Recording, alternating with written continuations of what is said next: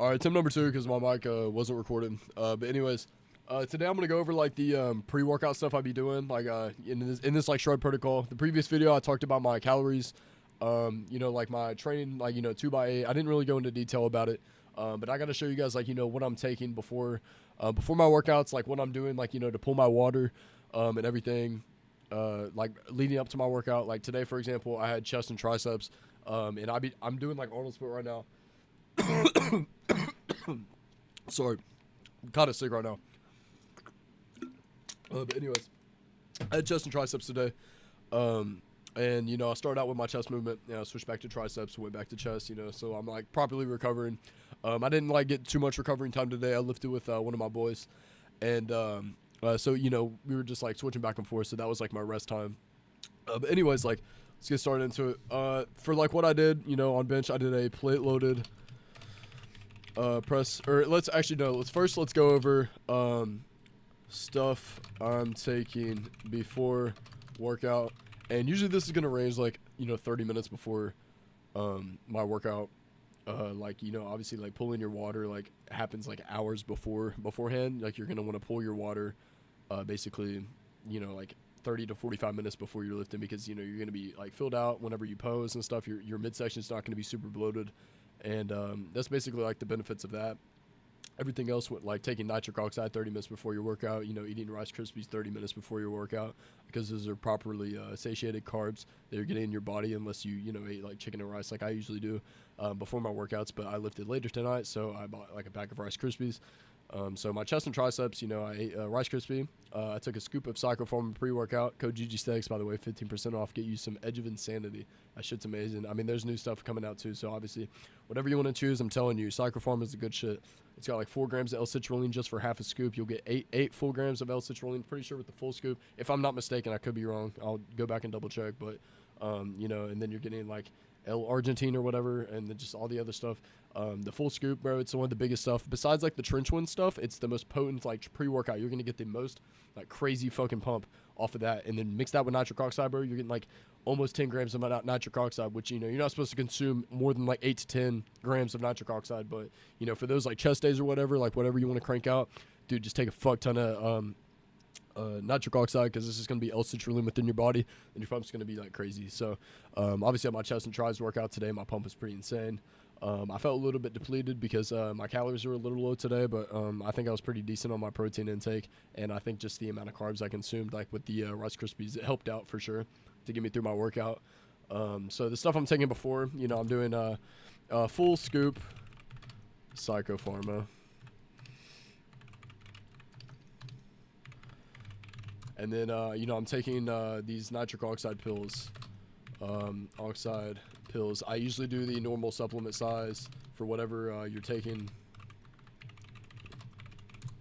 Pulling my water. And in order to do that, the benefits of pulling water, hour or 2 before lift. You can do 45 minutes. It just depends on, if you're pissing a lot, if your kidney's small, your bladder's small or whatever. As long as you're like pissing before you lift and you're just not full with water, because whenever you pose, you don't want to be super watery. You want to be able to see the actual gains you're making, and whenever you do a pose down, you're able to see like new veins or whatever, and that's what the nitric oxide's also for. So pulling your water plus nitric oxide is just going to give you the maximum pump you have, like whenever you get that lift and you end up posing in, and you're just going to see the maximum benefits off of it, and you're going to look the best, and you'll thank me later for sure. There's plenty of other people making videos about it though, so check out like Dorian Sirach's video. It goes like super in detail about it.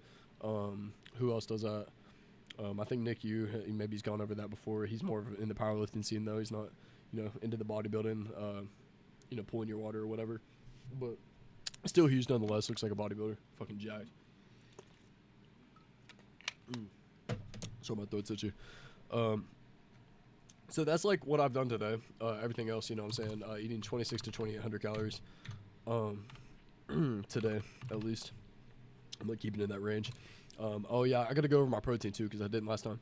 I'm shooting for 190 to 200 grams protein, because I currently weigh like 170 right now, but I'm gonna get more than my weight because I need the maximum protein synthesis. If I was like Hunter Davis eating the 400 fucking gram protein diet, the more the merrier, the more the better for sure, because obviously you want as much protein as you can, but it's hard to get that much in a day. So just shoot for 190 to 200. You're still gonna get, depends on how much you weigh though. Like I said, it's like I would go a little over 1 gram of protein per body weight. People do like 0.8 to 1 gram, but I watched a Nick U video.